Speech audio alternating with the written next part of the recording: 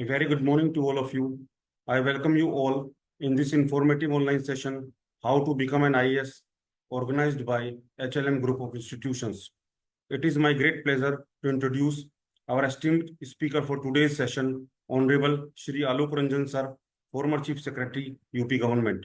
We are truly honored to have him as our guest speaker today. Sir is a former IAS officer with 38 years of distinguished service.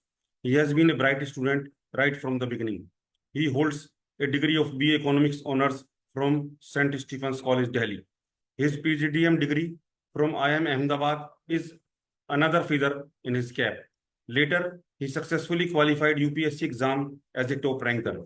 He joined Indian Administrative Service in 1978 batch. He has served in various capacities. It is a matter of pride as a Ghaziabad citizen for all of us that he has also been posted as a district magistrate in Ghaziabad. He reached the pinnacle of success when he became the chief secretary in UP government, a post he has held for 2 years. After his retirement, he was appointed as a chief advisor to CM of UP and chairman UPS IDC. Alok sir is an established leader with extensive experience of administration, cutting across a wide variety of sectors concerned with economics, finance, industrial governance, and others. He is also a renowned author. He has written 2 books named The Collector Today and Towards Adult Literacy in India. He also writes various articles and columns for leading national publications such as Times of India, Business Standard, and many more. With a prominent career and numerous achievements to his name, Alok Ranjan sir is widely recognized for his dedication to public service and for his commitment to mentoring and guiding civil services aspirants. His expertise in the intricacies of the UPSC exam, its preparation process, and the challenges faced during preparation makes him an ideal speaker for today's session. We are very fortunate to have the opportunity to learn from his expertise and gain valuable insights into what it takes to excel in the highly competitive field of the IAS. So let us join together. Let us join our hands together and give a warm virtual welcome to Alok Ranjan sir. Now, sir, it is over to you. Thank you very much, Dr. Agarwal. Thank you very much for such a warm introduction. And I'm very happy to be here talking to HLM Group, the members of the faculty and the students and others who are present here in this webinar. And it's a very topic which is so close to my heart about how to become an IAS officer. Well, it's an interesting topic, and I'll talk about the various manifestations of this topic. And let us see how you people respond to it. What I will do is I will speak for about 35 to 40 minutes or 45 minutes or so. And then I will if you have any issues to raise, any questions to ask, you are most welcome to do so. And I will like to respond to them also, so that it becomes a more informative and a two-way process and not just a one-way communication. First of all, let me congratulate HLM Group on your success of 19 years and how so many 35,000 students now studying in the HLM Group on various disciplines. I think education is so vital for the development of our country and making it a developed nation. And you, HLM Group, are definitely making a significant contribution to the country and its development by your contribution to the process of education. Now, let me now come over to this topic of how to become an IAS. Well, let me say one thing first, that IAS is a part of civil services, the civil service exam now, and IAS is one of the civil services. Normally, it is the first preference for most people in the civil service. When we were young, and when we joined the IAS, I would belong to the 1978 batch of the IAS. I remember at that time, there were not so many career options. People either went into engineering or became doctors, or they moved towards the civil services. So it was a number one career option. And the cream of the nation was supposed to move towards the IAS. Today, things are different. There are excellent careers available in the corporate sector. There are excellent careers available outside the corporate sector in media, in various other fields. More than 200 careers options available to young boys and girls. So now there are options available. But even then, still, it is a preferred option. And you can understand why it is a preferred option by the very fact that about 12 lakh boys and girls enroll for the preliminary examination for the civil services. 12 lakh. That's a huge figure. And about 7 to 8 lakh ultimately write the preliminary exam. And finally, the selection comes down to 700 odd people in this total civil services. And in the IAS in particular, it is only about 180 in the proper IAS. The rest are in the other civil services, the police service, the income tax, the customs, audits and accounts, foreign service, and the rest. Well, so still that shows how much of a craze it is. Of course, here I will point out difference which I observed. It is not so much of a preferred option all over the country, but in some states, it is the number one option. Like for boys and girls of Uttar Pradesh, I found, and Bihar, and even Odisha, the states which are not so industrially developed, where I think industrial jobs or manufacturing jobs or corporate sector jobs are not that much available, the craze for the civil service is still very high. It is not so high in many states like Gujarat maybe, or even Maharashtra for that matter. Because these are the states where entrepreneurship is there. People want to go into business. They want to set up their own business, want to become entrepreneurs. So that is sometimes the preferred option. So that is the way it varies from state to state. But still, if you can say that across the country, if there is one career which people are really looking forward to, young boys and girls aspire for in a major way, it is to join the civil services, or in particular, to become an IAS officer. Now, everybody has to make a choice about her career. It's a very important choice. And most of us, I do not know whether we're able to make an informed choice or not. Many of us make a choice because our parents want us to do something. Many of us take a career because our teachers or professors tell us something. Many of us do so because the peer group says so. Others are doing it, so I will do it. Or many people see some outward manifestation and decide to join a particular career without even understanding what that career involves. What is the kind of job that will be offered to you? Whether you will get job satisfaction there or you will not get job satisfaction. But people just, go in a particular line. For example, immediately after doing class 12, I find almost every boy and girl is going for JEE. Everybody wants to become IIT. And, it is a race. That is why the quota factory is there. It's so successful. Everybody runs to quota, getting coaching, going for JEE. Whether you have the talent or aptitude for engineering or not, nobody is bothered to understand.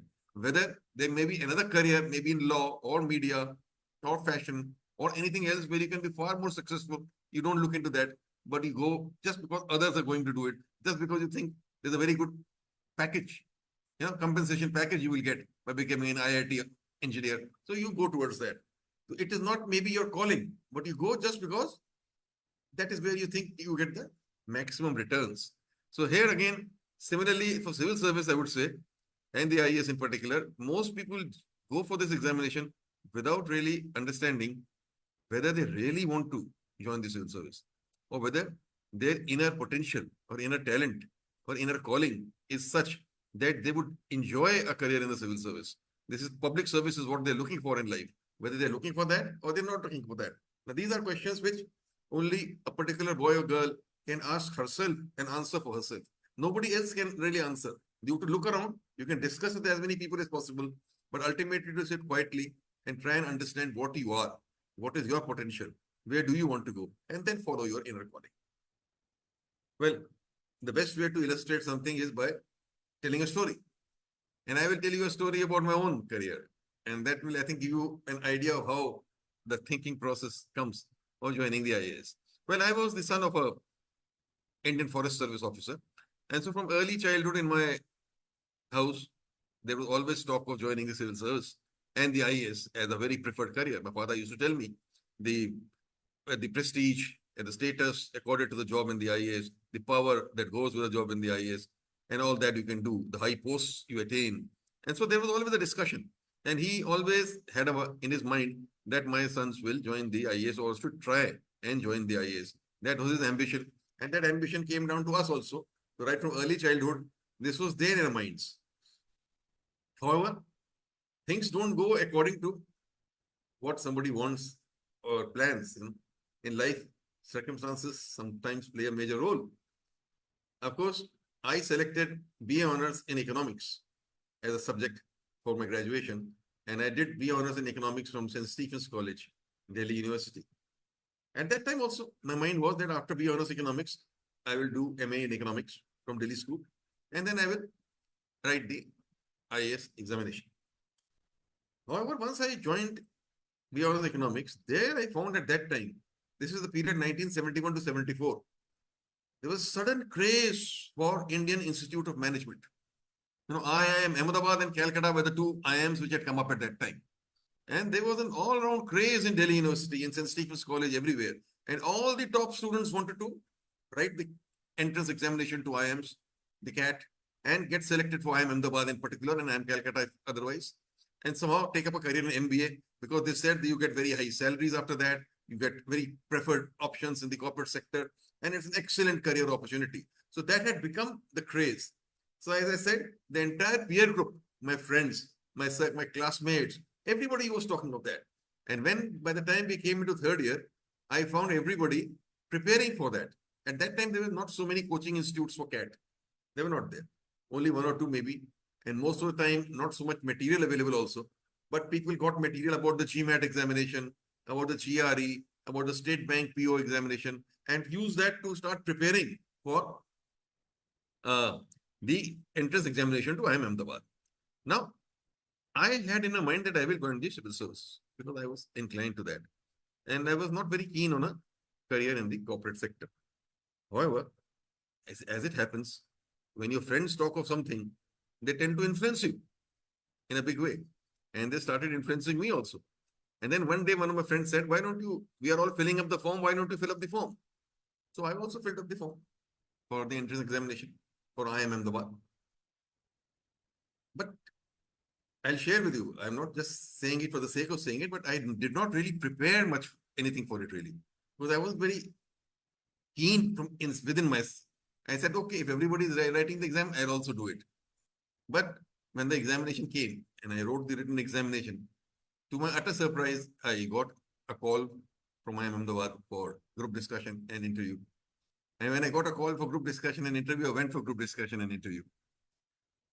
The interesting story goes that I remember I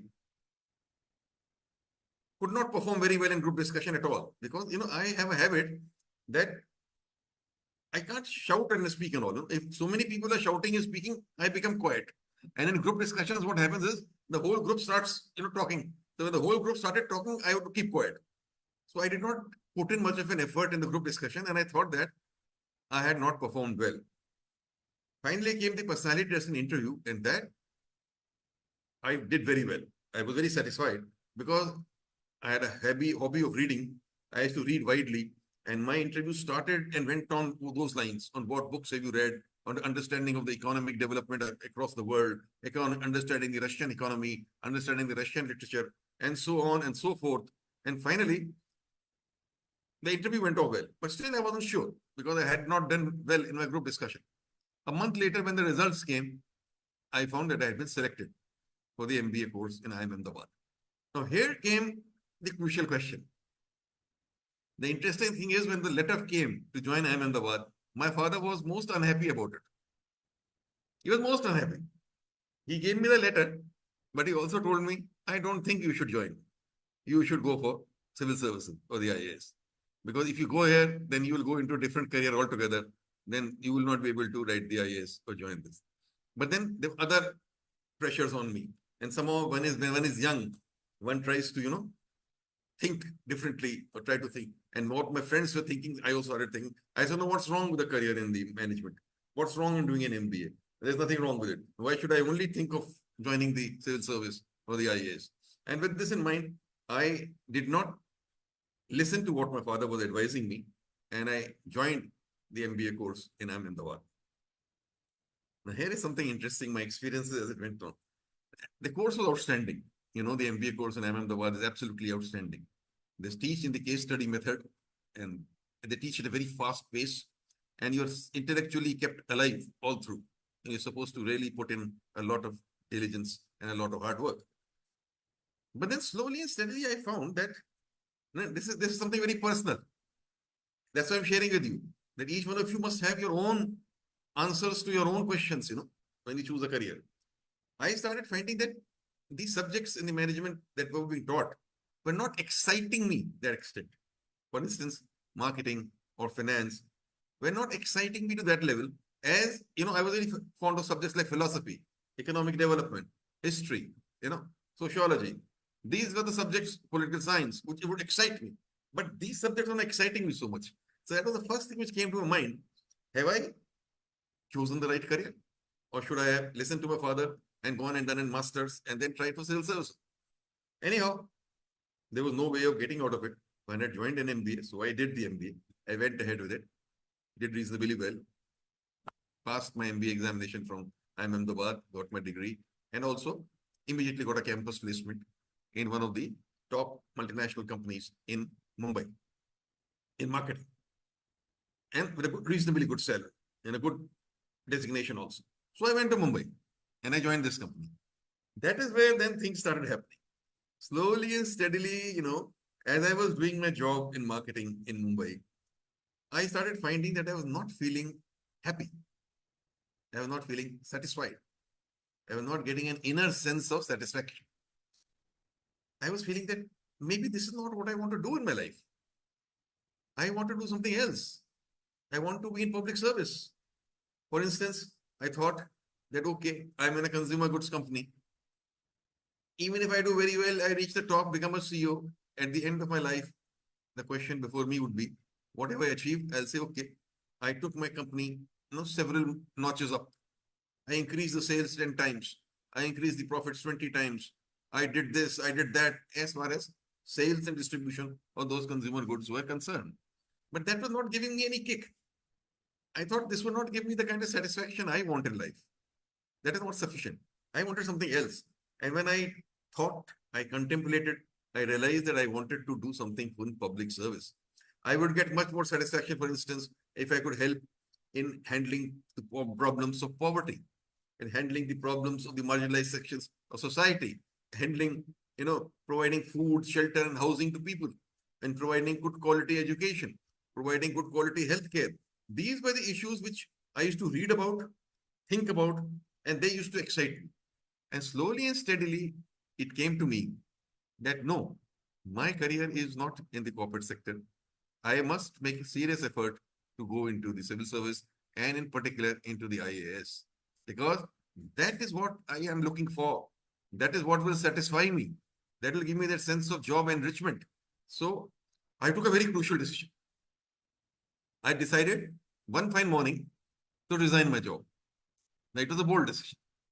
Even my father, who was keen on my joining the civil service, was hesitant. He told me, son, be careful. IAS is not a certainty. Nobody can say you will get it. And you got an excellent job and you got such good salary. And if you resign, and if supposing you don't get selected, what will you do? And he said that a bird in hand is greater than two in the bush. And he said, why don't you, if you want to write the IAS also, along with your job, you do it. I said, no, that is not possible. A corporate sector job is also very demanding. When you work from morning till night, you're not going to have any energy left to prepare for a difficult examination like the civil service. And mind you, it is a difficult examination. So I said, no. If one has to take a shot, it would be a full-fledged shot. Nothing less. No half measures. And I decided, against all advice, to resign my job. And I resigned. I resigned my job and left Mumbai, and I came to Delhi. And I came to Delhi and I took up a room in Defense Colony, a room on rent, a room above the garage, as you have, Barsati as they call it. So I took up a Barsati in Defense Colony and I stayed there. And for next 7 to 8 months, I prepared for the civil service examination. The examination at that time was different from what it is today. The course and the syllabus was different. We used to have 3 general subjects: the essay, the general studies, and general English. And there were 5 optional papers. You had to take 3 optional papers, which were lower papers, which were of a graduate level, and 2 higher papers, which were of a postgraduate level. So that means you had to study a lot of subjects which you had never read before. Because my studies had been in economics and then MBA. Management was not there available as an option, and I didn't want to take management either. Economics, I did take as one of the optionals, but economics was supposed to be not a very good subject as far as marks in the civil services were concerned. It is supposed to be a tough subject. And then I had to take a choice of other subjects. I took European history, I took international law, I took political organization and public administration. All these subjects I took and I prepared for the civil service. So most of these subjects were absolutely new to me. I had done general reading, but now I was studying for an examination like the civil service. So you had to be really thorough, really go into details. For about 3 weeks, I joined the Rao's IAS study circle in Delhi, which was the best at that time. And only for 3 weeks I joined, not more than that. And after that, rest of the preparation I did on my own, going through original textbooks, preparing notes, preparing myself for the examination. And then finally, the exam came. And when the exam came and I wrote the examination, well, it is quite a story which I can, keep on narrating, but I won't go into details. But as I said, it's a very tough examination. And in the beginning, I did not do my papers very well at all. In fact, there was very serious issues in some of the papers. I thought, oh my God, I haven't done well at all. I don't know whether I'll be able to make it or not. But in some papers, the higher papers, I did do very well. So finally, when all this ended, we waited for the results. And in those days, first the interview call used to come for IPS, then for central services, and finally for IAS and foreign service. So first the interview call came for IPS, I got it. Then for central service, I got the call. And then I got the call for IAS and foreign service also. So this was my first attempt. And I had got the call for the Indian Administrative Services and Foreign Services. I was very happy. And I prepared for the personality test and interview and went and gave the interview. There again, I remember normally I have been very good in personality tests and interviews. I was quite confident of myself. I had done a brilliant interview when I was selected for St. Stephen's. I had done an excellent interview when I was selected for IIM Ahmedabad. I had an excellent interview when I went for placement in after IIM Ahmedabad. But here, somehow things did not go the way I wanted them. And I was most unhappy and dissatisfied with the way my interview had gone. And later on, if I get time today, I will share how the interview went. But this is how it happened. And then ultimately, I waited for the results. And when the results came, it was really a great news, heartening to note that I had got selected in the first attempt itself, and I had got 4th rank in India in the selection process. So this was something which was very thrilling and exciting. My father was very happy. Everybody was very happy. There was a lot of celebration, and I had been selected, and the dream had been realized. And when joined the Masoodi Academy of Administration to start a career in the civil service, and I stayed in the IAS for 38 years, serving 5 years in Government of India, 33 years in Government of UP, and ending with the top post in Government of UP, that is the Chief Secretary to Government. And I must say that it was an intensely satisfying career. An intensely satisfying career. I don't regret even for one moment. So many people have asked me. Many people ask me even today, why did you do it? क्यों किया आपने ऐसा था? IIM Ahmedabad से MBA करने के बाद आपको इतनी अच्छी तनख्वाह मिल रही थी मल्टीनेशनल में. Why did you resign and join the IAS? Don't you regret having done so? I told them then and I tell them now, that not for one moment do I regret. I know that I took the right decision because my inner conscience, my inner self told me that this is what my life is. This is what I want my life to be. So I followed my inner conscience. I followed my inner dictate. I followed my inner voice. And that is what it gave me a lot of satisfaction. And every day in the IAS was a challenge. In every day, I was doing something new and innovative. In every day, I was thinking I was doing something for the people of this country and serving the citizens of this country. And that gives me so much of happiness, so much of joy, so much of satisfaction that even today, when I look back on my career after retirement, I think, yes, I did the right thing. And I'm very, very satisfied. And I can say again that if I get a chance again, if I have to start again from being a student, once again, I will choose a career in the IAS and want to join the IAS. That's how it has been.